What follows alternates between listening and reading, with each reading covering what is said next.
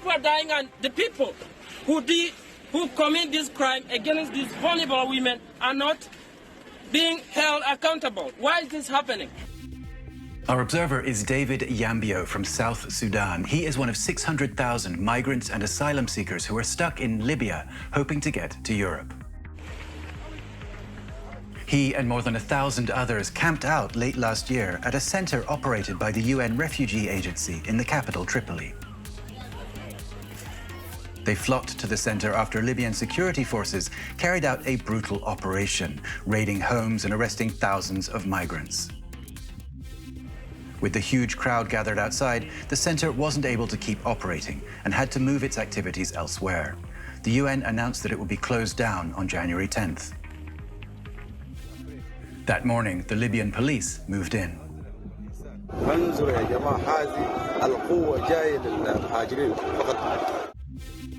Our observer posted videos documenting this violent roundup on his Twitter page. When the police and the vehicles arrived, it brought about tensions. People were afraid. They blocked access to the street in and out. They blocked the passage for even the Libyan citizens. There were no cars moving by, but only the military vehicles.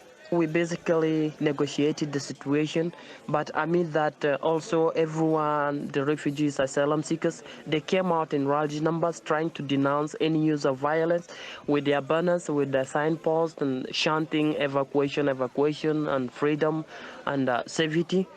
Tensions rose and the armed guards were shooting in the air and firing at people, tearing apart the tents, and then they started to kick people with guns and hit them.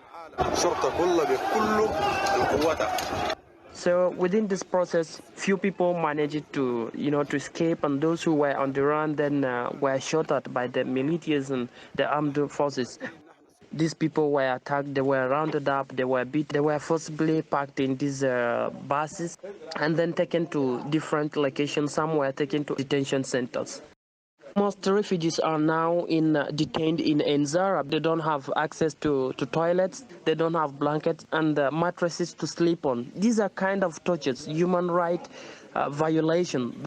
We cannot describe. It's something unimaginable.